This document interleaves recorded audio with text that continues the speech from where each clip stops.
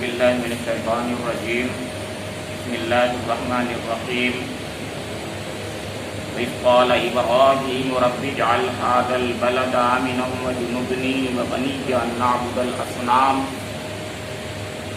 رَبِّ إِنَّهُنَّ أَضْلَلْنَ كَثِيرًا مِّنَ النَّاسِ فَمَن تَبِعَنِي فَإِنَّهُ مِنِّي وَمَنْ عَصَانِي فَإِنَّكَ غَفُورٌ رَّحِيمٌ رَبَّنَا إِنِّي أَسْكَنتُ مِن ذُرِّيَّتِي بِوَادٍ غَيْرِ ذِي زَرْعٍ عِندَ بَيْتِكَ الْمُحَرَّمِ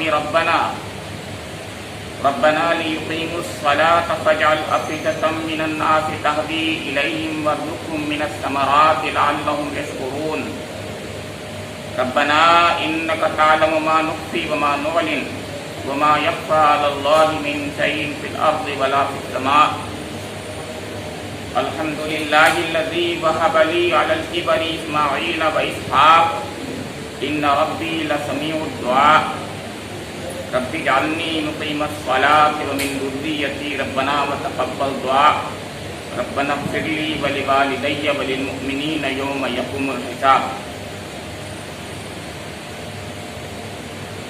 صدق اللہ مولانا العظیم وصدق رسولہ النبی الرحیم الکریم وَنَحْنُ عَلَىٰ ذَٰلِكَ مِنَ الشَّاهِدِينَ وَالشَّاكِرِينَ۔ یہ سورہ ابراہیم کے چھٹے رکوع کی آیات ہیں۔ پورا ایک رکوع جو 25 تا 33 تا 41 آیات پر مشتمل ہے۔ ان آیات کریمہ کا ترجمہ ایسے کیا گیا ہے: یاد کرو وہ وقت جب ابراہیم نے دعا کی تھی کہ پروردگار اس شہر یعنی مکہ کو امن کا شہر بنا دے اور میری اولاد کو بت پرستی سے بچا۔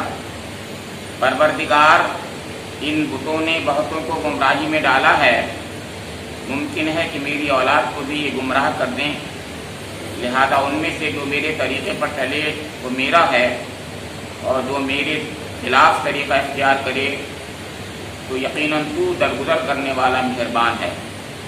پروردگار میں نے ایک بے آب و گیاہ وادی میں اپنی اولاد کے ایک حصے کو تیرے محترم گھر کے پاس لا بسایا ہے۔ پروردگار یہ میں نے اس لیے کیا ہے کہ یہ لوگ یہاں نماز قائم کریں، لہذا تو لوگوں کے دلوں کو ان کا مشتاق بنا، انہیں کھانے کا پھل دے، شاید کہ یہ شکر گزار بنے۔ پروردگار تو جانتا ہے کہ جو کچھ ہم چھپاتے ہیں اور جو کچھ ظاہر کرتے ہیں، تو جانتا ہے جو کچھ ہم چھپاتے ہیں اور جو کچھ ظاہر کرتے ہیں، اور واقعی اللہ سے کچھ بھی چھپا ہوا نہیں ہے، نہ زمین میں نہ آسمانوں میں۔ شکر ہے اس خدا کا جس نے مجھے اس بڑھاپے میں اسماعیل و اسحاق جیسے بیٹے دیے۔ حقیقت یہ ہے کہ میرا رب ضرور دعا سنتا ہے۔ اے میرے پروردگار، مجھے نماز قائم کرنے والا بنا اور میری اولاد سے بھی ایسے لوگ اٹھا جو یہ کام کریں۔ پروردگار میری دعا قبول کر۔ پروردگار مجھے اور میرے والدین کو اور سب ایمان والوں کو اس دن معاف کر دیجیے جبکہ حساب قائم ہوگا۔ یہ سورہ ابراہیم کی وہ آیات ہیں جو اس سورہ کا نام ابراہیم ہونے پر دلالت کرتی ہیں، یعنی گویا یہ وہ آیات ہیں جس کی بنا پر اللہ کے رسول حضور نبی اکرم محمد مصطفیٰ صلی اللہ تعالیٰ علیہ وآلہ وسلم نے اپنے رب کے حکم سے اس سورہ کا نام ابراہیم بتایا۔ ویسے تو اس میں صرف اتنا ہی حصہ ہے، چند آیات ہیں، گویا پورا مضمون پورا حضرت ابراہیم علیہ السلام کی زندگی کے آپ کے حیات طیبہ کے واقعات اس میں نہیں ہیں، لیکن یہ علامتی طور پر جو مفسرین فرماتے ہیں کہ علامتی نام ہے، اس سے بڑھ کر کچھ محسوس ہوتا ہے کہ اس میں جو بات فرمائی گئی ہے وہ اس سورہ کا نام सूरह का नाम इब्राहिम देने पर वह इस तरफ दलालत करती है। क्या बातें हैं वो आप इन आयात में अभी समाप्त फरमाएंगे। अल्लाह रब्बे करीम ने इरशाद फरमाया कि विस क़ाला इब्राहीम रब्बि जअल हाज़ल बलद आमिनम वजनुबनी व बनिय्य अन नअबुदल असनाम। व इस क़ाला, याद करो वो वक्त जबकि इब्राहिम ने कहा, इस क़ाला इब्राहीम, याद करो वो वक्त जबकि इब्राहिम ने कहा। ये मुखातबीन से बात फरमाई जा रही है, मुखातबीन जानते हैं इस बात को। इस की तरफ कुरान पाक जब भी इशारा करता है तो पास्ट की तरफ इशारा करता होता है, और वो पास्ट जो है मुखातबीन के जहन में वाज़े होता है, यानी छुपा हुआ नहीं होता, उसके लिए कोई दलील की जरूरत नहीं होती, कोई अलग से कहने की जरूरत पेश नहीं आती जब वो इस कहता है कुरान पाक में। याद करो वो वाक़या। हम जानते हैं कि कुरान पाक की आयत जो है मक्के मुकर्रमा में हुजूर नबी अकरम जब तशरीफ फरमाते रहते बसते थे जब नाज़िल हुई। ये मक्की सूरह है। मक्के के लोग जो है ज़्यादातर पूरे के पूरे उसमें मेजॉरिटी जो थी वो कुरैश की थी। पहले कुरैश थी, और कुरैश जो थे हज़रत इब्राहीम अलैहिस्सलाम की औलाद में थे। वो हज़रत इब्राहीम अलैहिस्सलाम को अपना जद्द अमजद समझते थे। वो ये समझते थे कि हम हज़रत इब्राहीम अलैहिस्सलाम की मिल्लत पर हैं। वो फख्र भी करते थे उस पर। गोया हज़रत इब्राहीम अलैहिस्सलाम से उनका एक कल्बी गोया रिश्ता था, वो ये कहते थे। वो बात अलग थी कि वो 360 बुतों की भी परस्तिश करने लगे थे। हालांकि वो जानते थे कि हज़रत इब्राहीम अलैहिस्सलाम ने खाना काबा, वही खाना काबा जहाँ जो मक्के के अंदर था, उसको बनाया था।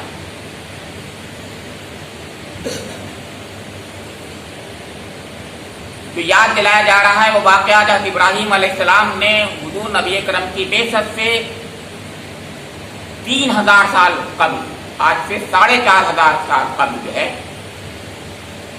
वादी गैर ज़रा में, बिन खेती की एक वादी में, बिल्कुल चट्टल मैदान में अपनी एक बीवी और एक शीरख्वार बच्चे को अकेले को वहां पर छोड़ दिया था। क्यों छोड़ा था इससे पता चलता है, इन आयतों से पता चलता है। हज़रत इब्राहीम अलैहिस्सलाम गोया उनकी वो बात याद दिलाई जा रही है कि जब इब्राहीम अलैहिस्सलाम ने कहा रब्बि जअल हाज़ल बलद आमिनम वजुनुबनी व बनिय्य अन नअबुदल असनाम, ऐ मेरे रब इस शहर को तू अमन का शहर बना दे। पहली दुआ उन्होंने ये की, वजुनुबनी व बनिय्य अन नअबुदल असनाम, और दूसरी ये दुआ थी कि मुझे और मेरी औलाद को बुत परस्ती से बचा दे। क्यों? इसलिए कि रब्बे इन्नहुन्ना अज़लल्न कसीरम मिनन नास, क्योंकि इन देवियों ने इन्नहुन्ना मुअन्नस का सीगे का साथ है। असनाम जो है अरबिक में जो है मुअन्नस के सीगे में होता, वैसे भी देवियों की परस्तिश होती है दुनिया में ज़्यादातर। हमारे यहाँ भी जहाँ भी शिरक होता है ज़्यादातर मुअन्नस देवियों की परस्तिश होती है, देवताओं की कम होती है। तो इन्नहुन्ना अज़लल्न कसीरम मिनन नास, कि इन देवियों ने, इन असनाम ने, इन बुतों ने बहुत से इंसानों को गुमराही में डाला। अब जाहिर है वो तो कुछ नहीं डाल सकती थी, वो क्या उनमें कुछ जान तो थी नहीं, लेकिन गोया वो सबब बन रही थी, यानी ये असनाम सबब बन रहे थे। तो मजाजी तौर पर अल्लाह ताला ने फरमाया कि इन्होंने डाला है।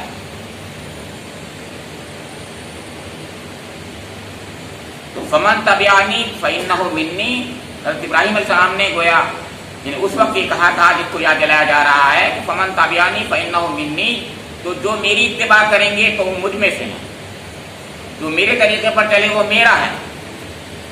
वमन आसानी फइन्नका गफूरुर रहीम, اور جو میرے خلاف طریقہ اختیار کرے تو اے اللہ تو غفور الرحیم ہے. یعنی مطلب یہ ہے کہ انہوں نے جرم تو بہت بڑا کیا ہے، لیکن رب کریم تو غفور الرحیم. حوالہ جو ہے اللہ رب کریم کی غفاری کا دیا جا رہا ہے، رحمت کا دیا جا رہا ہے، رحیمی کا دیا جا رہا ہے. یہ ہوتے ہیں انبیاء کرام. میں بار بار آپ کے سامنے رکھ رہا ہوں کہ انبیاء کرام کو ہم نہیں سمجھ پائیں گے. انسانوں کے لیے کیا ہمدردیاں ہوتی ہیں، ان کی کیا تڑپ ہوتی ہے کہ وہ جہنم سے نکل جائیں، کیا تڑپ ہوتی ہے کہ وہ اپنے رب سے جڑ جائیں، اس کا ہم تصور نہیں کر پائیں گے. قرآن پاک میں سورہ ہود میں اس سے پہلے گزر چکا، ہم جانتے ہیں کہ جب حضرت لوط علیہ السلام کی قوم پر عذاب کے فرشتے حضرت ابراہیم علیہ السلام کے پاس آئے، پہلے بشارت لے کر کے کہ آپ کو ایک بیٹا ملے گا. تو انہوں نے کہا یہ تو ٹھیک ہے، لیکن اصلی مقصد کیا ہے یہ بتاؤ. یعنی صرف بشارت کے لیے تو نہیں آئے ہوں گے. سوچیے آپ، یہ نبی کی بصیرت ہوتی ہے، نبی کی بصیرت ہے. یہ بتاؤ اصلی بات کیا ہے. تو انہوں نے کہا ہم لوط علیہ السلام کی قوم پر بھیجے گئے. تو وہ جھگڑنے لگے کہ اللہ وہاں اس میں تو لوط علیہ السلام ان کے گھر والے بھی ہیں کہ ہاں ہمیں معلوم ہے وہ بھی ہیں. کہنے گے وہاں پر تو کچھ مومن بھی ہیں کہ ہاں ہمیں معلوم ہے. بار بار کہتے رہے، لیکن اس کے بعد اللہ تعالیٰ نے کہا بس ابراہیم ہم جانتے ہیں، یعنی اگر تو ہمارے بندوں کے لیے اباہن حلیم ہے، بے شک ہے تو ہم بھی تو ارحم الراحمین ہیں. ہم بھی جانتے ہیں اپنے بندوں کو کیا ہے، یعنی ہم جانتے ہیں ان کو، اور ہماری رحمت جتنی ہو سکتی تھی وہ ہمیں معلوم ہے. ہم تو گویا لیکن حضرت ابراہیم علیہ السلام کا واقعہ سوچیے کہ ان مجرمین کے لیے بھی دعا مانگ کرتے رہے. تو یہاں پر اسی طرف اشارہ ہے کہ ومن عصانی، جو میری نافرمانی کرے. اور میں نے اس سے پہلے بار بار کہا ہے کہ رسول کی نافرمانی اللہ کو برداشت نہیں ہوتی. میں نے بار بار عرض کیا ہے کہ اللہ کی نافرمانی اللہ کو برداشت ہے، ہر وقت برداشت ہے. اللہ تعالیٰ اپنے نافرمانوں کو زندگی بھر کھلاتا پلاتا ہے، خوب کھلاتا ہے، زیادہ ہی کھلاتا ہے، اچھا ہی کھلاتا ہے. لیکن جب اس کے رسولوں کی نافرمانی ہو جاتی ہے وہ حجت تمام کر دیتے ہیں، اور وہ ان کی زبان سے ہی نکل جاتا ہے کہ اے اللہ بس تو اپنا فیصلہ صادر فرما دے. تو پھر بچتے نہیں ہیں وہ لوگ. میں نے یہ بات کئی بار آپ کو بتائی ہے کہ حضرت نوح علیہ السلام نے آخر میں دعا 950 سال کی دعوت کے بعد کہی تھی، بالکل یہی کی تھی. انہوں نے یہ کہا تھا وقال نوح رب انہم عصونی. نوح علیہ السلام نے کہا کہ اے میرے رب انہوں نے میری نافرمانی کی، یہ نہیں کہا تیری نافرمانی کی، انہم عصونی. تو پھر یہ کہا کہ ان کو چھوڑنا مت، ایک کٹر کافر کو مت چھوڑنا. آخر میں اگلی آیت میں ہے اپنا حوالہ دے رہے ہیں کہ میری نافرمانی کی. تو اب میں نے عرض کیا تو سینکشن لے کے آتے ہیں، ان کے پاس وہ سینکشن وہ سلطان ہوتی ہے. جب وہ کہہ دیتے ہیں کہ میرے رب کہ بس ان کو اب عذاب دے دے تو عذاب آتا ہی ہے.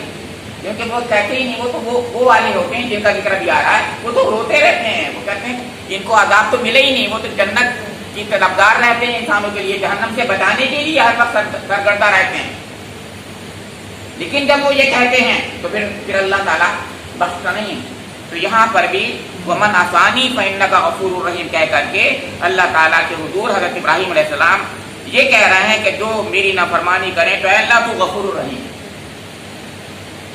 وہ یہ تو نہیں کہہ رہے بخش دیجیے ان کو، لیکن حوالہ یہی دے رہے ہیں اللہ کی مغفرت کا.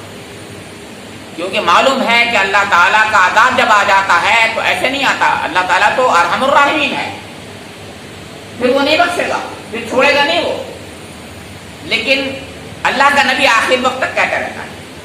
جیسے حضور کے بارے میں آتا ہے یا رب امتی یا رب امتی. حضور نبی اکرم اپنی امت کے لیے کہتے رہے.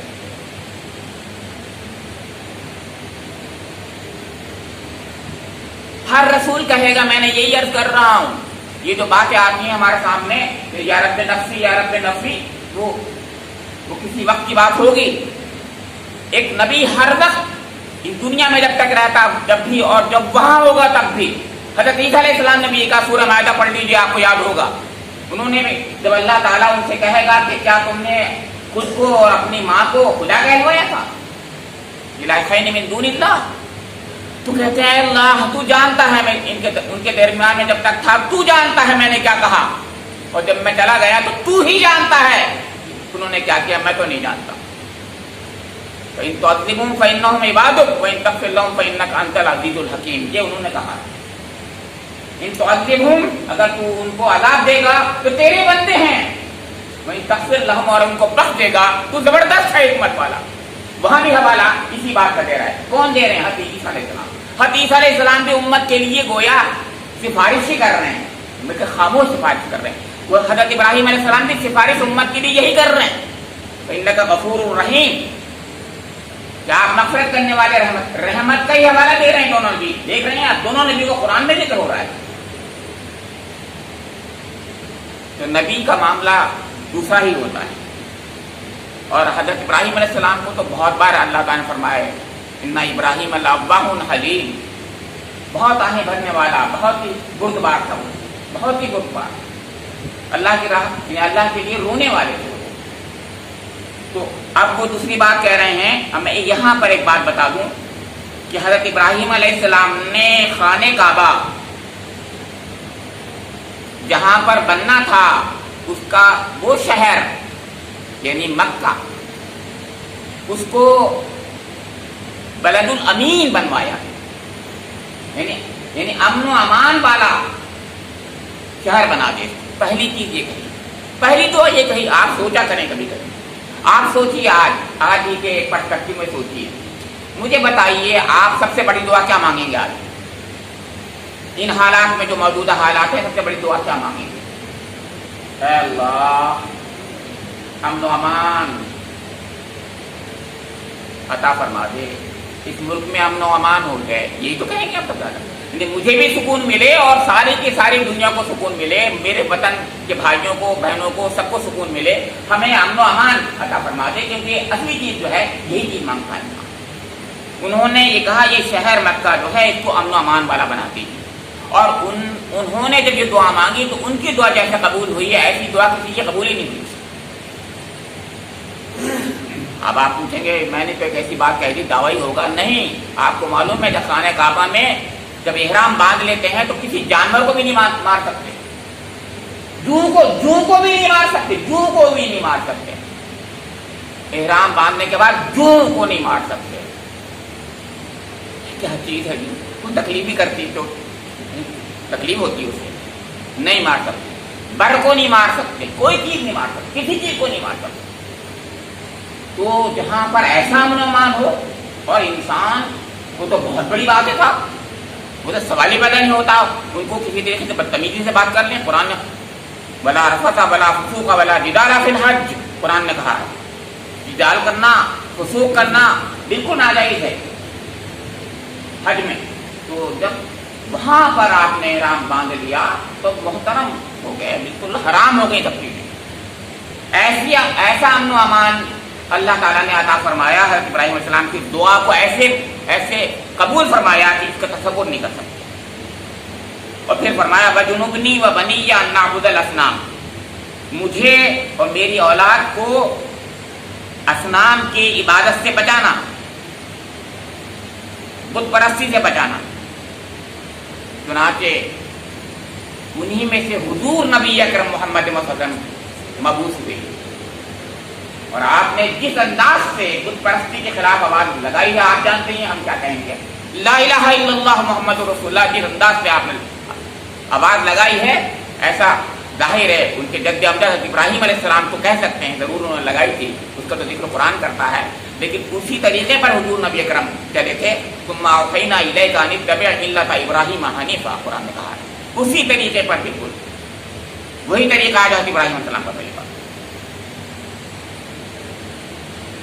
اس گئے گزرے زمانے میں بھی آپ کو معلوم ہے عرب میں سعودی عرب سوکالڈ ہے میری نظر میں، اچھا سعودی وعودی کوئی چیز نہیں ہوتی، بہرحال جزیرۃ العرب کہہ لیجیے، وہاں پر آج بھی توحید کرور توحید سب سے زیادہ ہے۔ ٹھیک ہے ان میں غلطیاں ہیں، خرابیاں ہیں، برائیاں ہیں، اللہ تعالیٰ معاف کرے ان کو،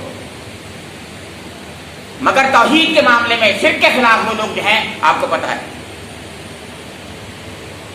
ان کو کیا کیا کہتے ہیں لوگ، نجدی ہو، وہابی ہو، فلاں اور سلفی ہو، کیا کیا کہتے ہیں، ٹھیک ہے وہ سب کچھ ان میں ہوں گی جو بھی ہوں گی، لیکن یہی تو وجہ ہے کہ وہ کھرے قسم کے جو ہیں بالکل پکے، یعنی توحید کے علمبردار اپنے کو کہتے ہیں اور ہیں بھی کچھ نہ کچھ، ذرا سی بات برداشت نہیں کرتے۔ توحید کا معاملہ ہے، توحید کے معاملے میں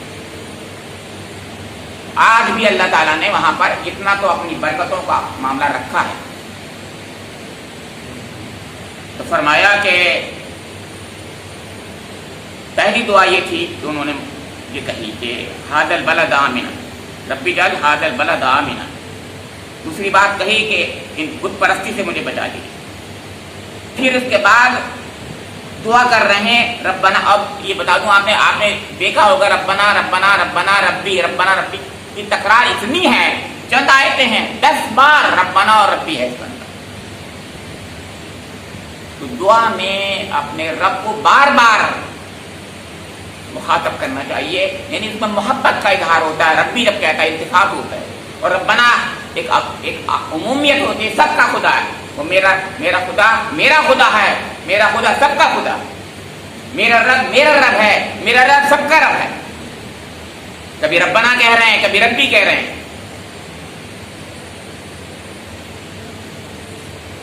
یہاں کہا ربی انہن ظلمن کثیرا من الناس، ربی میرے رب،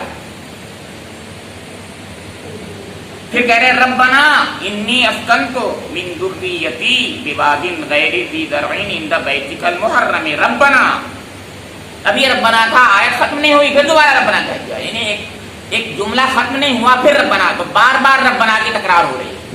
ہم بھی دعا میں اپنے رب کو بار بار خاص طور سے تکرار کر کے اس سے تعلق قائم کریں، یہ سکھایا جا رہا ہے دعا کے ذریعے، یہ سکھایا جا رہا ہے، تو دعا کرو بار بار کو، اے میرے رب، اے میرے رب، اے اللہ، اے ہمارے رب، تعلق قائم ہوتا ہے اللہ تعالیٰ سے۔ کہہ رہے ہیں انی اسکنت من ذریتی بواد غیر ذی زرع عند بیتک المحرم، اے ہمارے رب میں نے اپنی ذریت کو اس بن کھیتی چٹیل میدان والی زمین میں بے آب ہو گیا، وادی میں بسا دیا ہے، تیرے ایک حصے کو، اپنی اولاد کے ایک حصے کو، یعنی حضرت اسماعیل علیہ السلام والی اولاد، ان کے ایک حصے کو، یہ من ذریتی، من تبید کا ہے، اسے کہتے ہیں تبید کا، یعنی ان کی اولاد اور بھی تھی، ان میں سے ایک حصہ اولاد کا، اس کو میں نے بسا دیا۔ اس کا مطلب یہ ہے وہ چھوڑ کے جو گئے تھے اللہ کے حکم سے چھوڑ کے گئے تھے، بہت واضح ہے، بالکل ایسے نہیں چھوڑ گئے تھے کسی وجہ سے، جیسے کہ یہودی کٹے نہ لایا، وہ باندھی تھی اور ناراضگی ہو گئی تھی، اور ساری نے کہا اس کو ہٹاؤ، یہاں سے نکالو، اور انہوں نے اپنی بیوی کو خوش کرنے نعوذ باللہ اس کو وہاں چھوڑ دیا، بالکل غلط، بالکل جھوٹ۔ تو میں نے اپنی ذریت کو، حضرت ابراہیم علیہ السلام کہہ رہے ہیں، یہاں بسا دیا ہے، سکونت کے لیے بسایا ہے، جہاں کوئی کھیتی نہیں ہوتی، عند بیتک المحرمی، تیرے گھر جو محترم گھر ہے اس کے نزدیک بسا دیا میں، محترم گھر کے پاس بسا دیا۔ گھر ابھی نہیں بنا تھا، گھر بعد میں بنایا، لیکن ان کے ذہن میں نقشہ ہے، اس کا مطلب سب باتیں اللہ کی طرف سے ہو رہی ہیں، سب معلوم تھا ان کو کہ یہاں یہ ہوگا، اور اللہ تعالیٰ نے وحی کے ذریعے سے بتا دیا تھا، بعد میں اس کا نقشے کو باقاعدہ عملی جامہ پہنایا گیا، وہ سورہ بقرہ میں آپ کو معلوم ہے۔ وَإِذْ يَرْفَعُ إِبْرَاهِيمُ الْقَوَاعِدَ مِنَ الْبَيْتِ وَإِسْمَاعِيلُ رَبَّنَا تَقَبَّلْ مِنَّا إِنَّكَ أَنْتَ السَّمِيعُ الْعَلِيمُ رَبَّنَا وَاجْعَلْنَا مُسْلِمَيْنِ لَكَ وَمِنْ ذُرِّيَّتِنَا أُمَّةً مُسْلِمَةً لَكَ وَأَرِنَا مَنَاسِكَنَا وَتُبْ عَلَيْنَا إِنَّكَ أَنْتَ التَّوَّابُ الرَّحِيمُ، وہ پوری دعائیں ہیں، پوری دعائیں، ایک دو نہیں، کتنی دعائیں ہیں، ایک دو نہیں، کئی دعائیں ہیں۔ ان میں حضور نبی اکرم صلی اللہ علیہ وسلم کے لیے ربنا وابعث فیہم رسولا منہم بھی دعا ہے، اسی لیے حضور نبی اکرم حضرت ابراہیم علیہ السلام کی دعا کے مصداق ہیں، اسی دعا کی قبولیت کا اظہار۔ تو یہاں پر فرمایا جا رہا ہے کہ اے ہمارے رب، میں نے اپنی ذریت کا ایک حصہ جو ہے یہاں بسا دیا تیرے گھر میں، جو ہاں کوئی کچھ بھی نہیں ہوتا، بے آب و گیا میدان ہے، بے آب و گیا وادی ہے، تیرا گھر مگر یہاں گھر کے پاس بسایا ہے۔ اس کا مطلب گھر کے پاس بسانا چاہیے، اللہ کے گھر کے قریب بسانا چاہیے، مومنوں کو رہنا چاہیے۔ آج بدقسمتی سے معاملہ کیا ہے، مسجدیں دور ہیں، جنگلوں میں رہ رہی، اسی لیے ان کی حفاظت نہیں ہو پا رہی۔ جہاں مسجدیں ہوں وہاں اس کے قریب مومن رہیں، نمازی اس کو خاص طور سے یعنی حفاظت کریں، یہ ذمہ داری مومنوں کی، مسلمانوں کی ہے۔ آج ہمارے مولانا سیف اللہ رحمانی نے بھی کہا ہے، اخبار میں آیا ہے، یہی بات کہی، فرمایا گیا کہ کیوں میں نے یہاں بسایا، اس لیے کہ ربنا لیقیموا الصلاۃ فجعل افئدۃ من الناس تهوی الیہم، اے میرے رب میں نے تیرے گھر کے قریب اس لیے بسایا ہے اپنی اولاد کے حصے کو کہ لیقیموا الصلاۃ، تاکہ یہ نماز قائم کریں۔ میں نے کہا یہ بات تھی، مسجد اس لیے ہوتی ہے نماز قائم کی جائے۔ یہ بات انہوں نے یہاں ہی نہیں کہی لیقیم الصلاۃ، آگے پھر کہا ہے، آپ معلوم ہے ربی اجعلنی مقیم الصلاۃ ومن ذریتی ربنا وتقبل دعا، اسی دعا کو دوبارہ کہا ہے حضرت ابراہیم علیہ السلام۔ تو نماز کا قیام کرنا حضرت ابراہیم علیہ السلام کے نزدیک پہلی ذمہ داری، پہلا کام تھا، اور یہی اللہ رب کریم سے تعلق جوڑنے کا بہترین ذریعہ ہوتا ہے۔ نماز سے بہتر کوئی ذریعہ ہی نہیں، اس میں سب سے زیادہ قربت ہوتی ہے جب انسان سجدہ کرتا ہے۔ سورہ العلق کی آخری آیت وہی ہے، سجدہ کرو قریب ہو جاؤ اپنے رب۔ سجدہ کی آیت ہے کہ میں نے نہیں پڑھی کیونکہ سب کو سجدہ واجب ہو جائے گا، بہرحال آپ جانتے ہیں۔ تو فرمایا کہ رب، اے ہمارے رب، اس لیے میں نے تیرے گھر کے قریب ان کو بسا دیا ہے کہ یہ تیری یہ نماز قائم کرے۔ تو جب نماز قائم کریں تو کیا کر، پہلی دوسری چیز فجعل افئدۃ من الناس، تو لوگوں کے دل ان کی طرف مائل کر دے، یعنی ظاہر ہے بے آب و گیا جنگل ہے، کوئی ہے کچھ کھانے پینے کا نہ سامان ہے، نہ بالکل بے آب و گیا، بن کھیتی کی جگہ ہے، تو اے اللہ یہاں پر کچھ لوگ آئیں تبھی تو کوئی کام بنے گا۔ فجعل افئدۃ من الناس، لوگوں کے دل مائل کر دے۔ آج دیکھیے حضرت ابراہیم علیہ السلام کی دعا کیسے قبول ہوئی ہے۔ میرے اور آپ کے دل میں ہر وقت تمنا رہتی ہے، کتنا ہی حج کر لیجئے، عمرہ کر لیجئے، تمنا یہی رہتی ہے اللہ ایک بار اور دکھا دے، ایک بار اور دکھا دے، ایک بار اور دکھا دے۔ ہر ایک کی تمنا، ہر مومن کی تمنا یہ ہوتی ہے اللہ حج کرا دے، اللہ عمرہ تو کم سے کم کرا ہی دے۔ یہی ایمان ہے، یہی ایمان ہے۔ اب وہ دعا یہ ایسے قبول ہوئی کہ میرے آپ کے دل میں ڈال دیا۔ اور سنیے صاحب، میں تو یہ کہہ رہا ہوں کہ نہ صرف آپ اور میں یہ جو مومن ہیں بلکہ غیر مسلمین بھی جنہیں کتنا چاہتے ہیں کسی طریقے سے ہمیں صاحب دکھوا دو کہ نہ آپ لوگ نہیں جا سکتے وہاں پر، آپ قدم بھی نہیں رکھ سکتے۔ اچھا، تو کہتے ہیں یہ کیا بات ہے، وہ بھی چاہتے ہیں کہ دیکھیں آپ ہے کیا چیز۔ اللہ تعالیٰ سے دعا کر رہے ہیں کہ فجعل افئدۃ من الناس، لوگوں کے دل مائل کر دے اس کی طرف، خانہ کعبہ کی طرف، تہوی الیہم وارزقہم من الثمرات لعلہم یشکرون، تو لوگوں کو دلوں کو ان کا مشتاق بنا اور انہیں کھانے کو پھل دے۔ تین دعائیں کی ہیں آپ غور کیجیے۔ ایک پہلی دعا کیا کی ہے کہ ربنا لیقیموا الصلاۃ، یہ دعا اگر آپ دیکھیں گے روحانی غذا کا سامان ہے۔ دوسری دعا جو ہے فجعل افئدۃ من الناس، لوگوں کے دلوں کو مائل کر دے، محبتیں قائم ہو جائیں، آپس میں قائم ہو جائیں، یہ ایک قسم کی یعنی روحانیت کا دوسرا ایک پیرایا ہے۔ اور تیسرا جو ہے ایک مادی دعا مانگی ہے کہ پھل، تو یہاں پر جو ہے اس کی فراوانی کر دے۔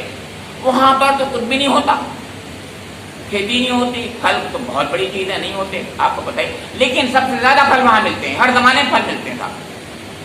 حضرت ابراہیم علیہ السلام کی دعا کا یہ اثر ہے، یعنی قبولیت ایسی ہوئی ہے کیا وہاں ہر چیز مل جائے گی صاحب، یہاں نہیں ملے گی، ہندوستان میں نہیں ملے گی، بہت سی چیزیں وہاں مل جائے گی، بے موسم کے وہاں پھل مل جائیں گے، تاکہ لال لہم یشکرون، تاکہ یہ تیرا شاید یہ تیرا شکر ادا کریں، اللہ تعالیٰ کے بندے شکر ادا کریں، اس لیے تو یہ کام کر دیجیے۔ تو روحانی رزق، نفسیاتی رزق، جسمانی رزق سب کا انتظام کر دیا اللہ، یہ تھا۔ اوپر کی دعا میں اور نیچے کی دعا میں فرق یہ ہے کہ اوپر کی دعا ایک کلیکٹیو اور ایک اجتماعی طور پر ایک بات کہہ رہی تھی، یعنی تمام لوگ کے لیے امن و امان کا گہوارہ بن جائے،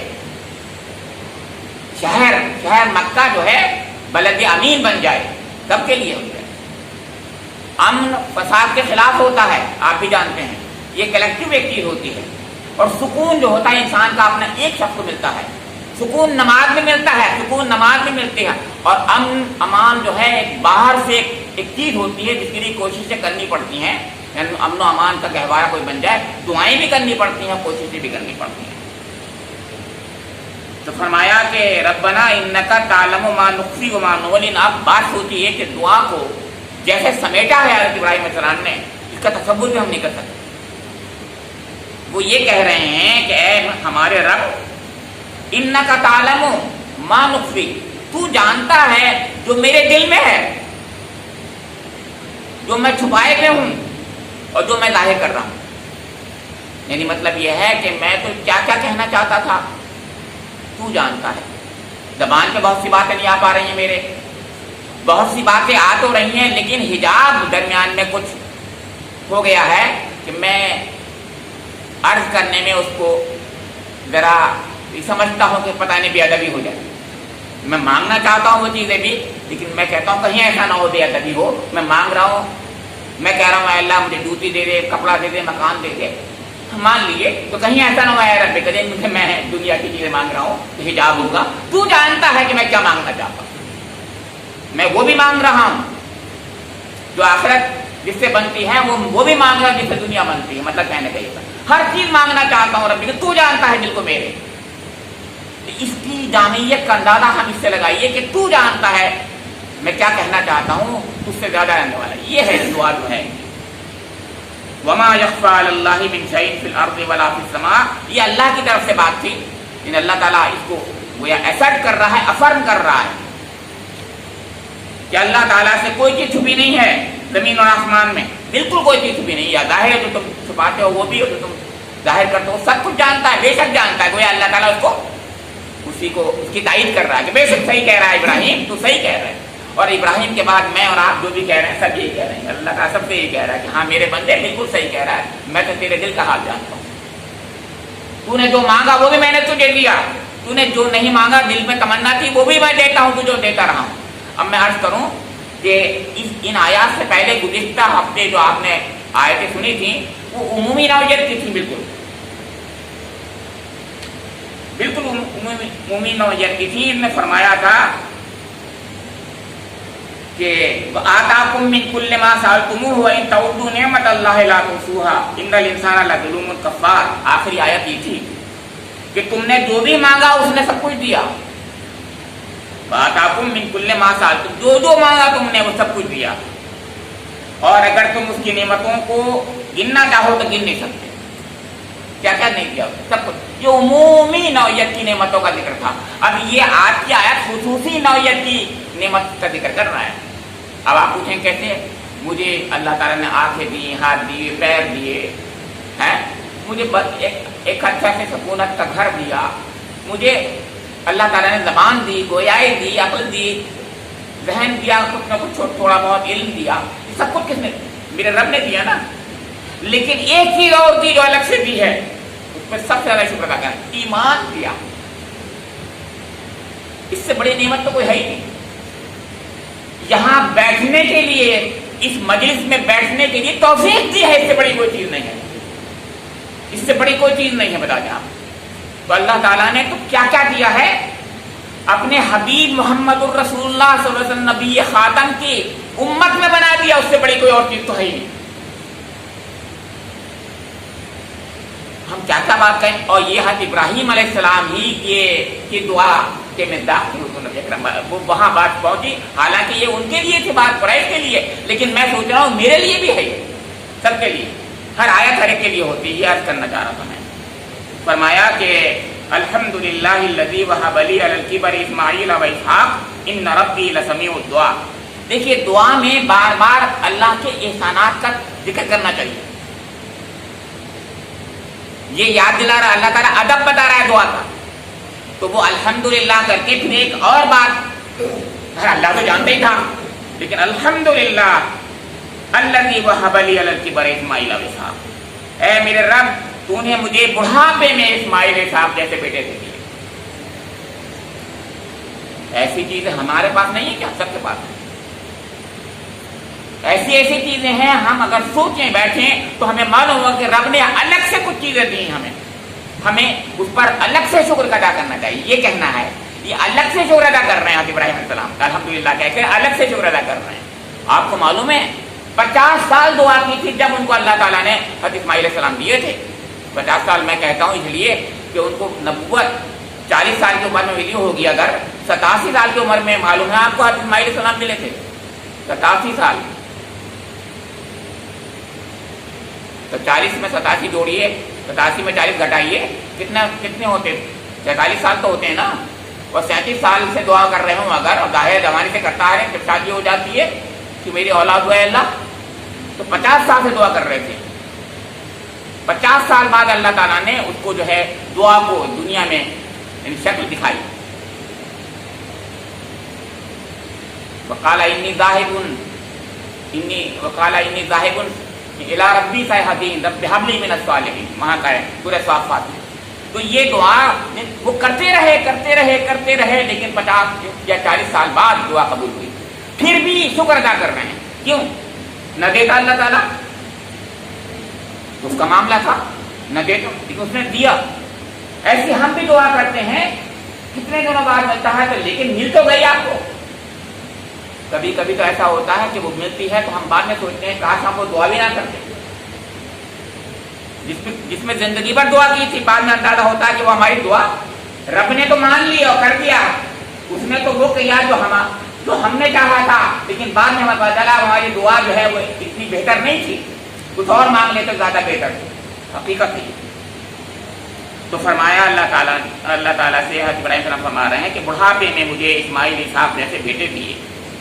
ان ربی لسمیع الدعاء، میرا رب بہت ہی سننے والا دعاؤں کا ہے، میرا رب بہت ہی سننے والا ہے، یقیناً سننے والا، لام تاکید دیا ہے، لسمیع الدعاء، دعاؤں کو سنتا ہے، یعنی گویا یہ دلیل دے رہے ہیں کہ میرے بیٹے میرے بڑھاپے میں ہو گئے، اس کا مطلب یہ ہے کہ میرے رب اس کو ضرور سنتا ہے میری دعاؤں کو۔ تو ہم بھی تو ایسی بات سوچیں کہ میرے رب نے یہ چیز دیکھیے، یہ کہنا ہمیں دعا کا ادب بتایا ہے اللہ تعالیٰ۔ ربنا اغفر لی ولوالدی وللمؤمنین یوم یقوم الحساب، اے ہمارے رب، رب میں تو سب کو کہہ رہے ہیں، لیکن اغفر لی، میری بخشش فرما دے، ولوالدی، میرے والدین کی بخشش فرما دے، وللمؤمنین، تمام مومنوں کی بخشش فرما دے۔ کون کہہ رہا ہے؟ حضرت ابراہیم علیہ السلام۔ اب اپنی تو ضرور کہنا چاہیے، اپنی بخشش کی دعا تو ضرور کرنا چاہیے، لیکن اپنے ساتھ سب سے پہلے جن کا حق ہے وہ والدین ہیں، ان کی دعا ضرور کرنی چاہیے، اور تمام انسانوں کی، مومنوں کے لیے دعا کرنی چاہیے۔ یہ دعا سکھائی جا رہی ہے۔ وللمؤمنین یوم یقوم، جب حساب کے لیے تمام لوگ کھڑے ہوں گے، حساب قائم ہوگا تو مومنوں کو بھی بخش دینا ہے میرے رب۔ یہ حضرت ابراہیم علیہ السلام کہہ رہے ہیں کہ تمام مومنوں کو بخش دینا۔ ہم نے کتنی بار تمام لوگوں کے لیے دعا کی ہے، حالانکہ اللہ تعالیٰ نے ہم کو یہ سکھایا تھا شروع سے آخر تک۔ آپ دیکھیے الحمدللہ رب العالمین میں سب جمع کے صیغے ہیں۔ اہدنا الصراط المستقیم، ہم کو اے اللہ صراط مستقیم کی ہدایت دے دے، ہم سب لوگ تھے۔ صراط الذین انعمت علیہم غیر المغضوب علیہم، یعنی جتنے بھی ہیں، ایاک نعبد و ایاک نستعین، ہم تیری ہی عبادت کرتے ہیں، و ایاک نستعین، ہم تجھی سے مدد طلب کرتے ہیں، یہ سب جمع کے صیغے تھے. لیکن ہم جو ہیں اتنے زیادہ خود غرض واقع ہوئے ہیں، جب دعا کرتے ہیں صرف اپنے لیے کرتے ہیں. اگر ہم سب کے لیے کریں گے تو ہماری اعلیٰ درجی کا ثبوت ہوگا اور ہمیں رب ہمارا بہت نوازے گا، بہت نوازے گا، بہت نوازے گا. تو آج سے ہم یہ بھی تہیا کریں سب کے لیے دعا مانگا کریں. اپنے لیے ضرور مانگیں، پہلے اپنے لیے ہی مانگے. حضرت ابراہیم علیہ السلام نے پہلے اپنے لیے مانگے، لیکن سب کے لیے مانگیں. اور دعا کا ادب یہ ہو کہ جو اللہ نے احسانات کیے ہیں ان کو بار بار اپنے دل پر مستحضر کریں، اپنے رب سے کہیں ہاں میرے رب تو نے بہت کچھ دیا تھا مجھے اور تیرا ہی کرم ہے تو نے سب کچھ دیا. تو دعاؤں کا سلیقہ سکھا رہے ہیں حضرت ابراہیم. میں ایک بات آخر میں کہہ کے بات ختم کر دوں گا. اگر دعائیں سیکھنی ہے تو حضرت ابراہیم سے سیکھیے. قرآن پاک میں سب سے زیادہ بہترین دعائیں جو ہیں وہ حضرت ابراہیم علیہ السلام کے تعلق سے ہیں. دعاؤں کے تعلق سے حضرت ابراہیم علیہ السلام سب سے زیادہ آپ دیکھیے گا حضرت ابراہیم علیہ السلام کی دعائیں ہیں. پورے بقرہ کی ابھی دعائیں میں نے آپ کے سامنے بتائی تھی. آپ دیکھیں گے بار بار وہ دعائیں کرتے ہیں، بار بار دعائیں کرتے ہیں. دیکھیے دعاؤں کے ذریعے انسان بندہ اپنے رب سے جڑتا ہے. اور دوسری چیز کیا ہے جس کا ذکر انہوں نے کیا ہے؟ نماز کے ذریعے. نماز کے ذریعے، دعاؤں کے ذریعے، نماز کے ذریعے، دعاؤں کے ذریعے اپنے رب سے جڑ جائیے. میں سب سے پہلے عہد کر رہا ہوں میں اپنے رب سے جڑوں گا دو طریقوں سے، خاص طور پر ایک نماز کے ذریعے اور ایک دعا کے ذریعے. اللہ رب کریم مجھے اور آپ لوگوں کو دعا کا سلیقہ سکھا دے اور مجھے نماز پڑھنے کا وہ سلیقہ سکھا دے جو اللہ کے یہاں مقبول ہو جائے. وہ نماز جو رب کریم کے یہاں مقبول ہو جائے، وہ نماز جس کی وجہ سے میری آپ کی سب کی مغفرت ہو جائے. میں وہ نماز پڑھوں جو سب کے لیے دعائیں کروں، سب کی بخشش کا سامان بن جاؤں. میں اے اللہ میری دنیا بھی بنا دے اور آخرت بھی بنا دے. ربنا تقبل منا انک انت السمیع العلیم وتب علینا انک انت التواب الرحیم. سبحان ربک رب العزۃ عما یصفون وسلام علی المرسلین والحمد للہ.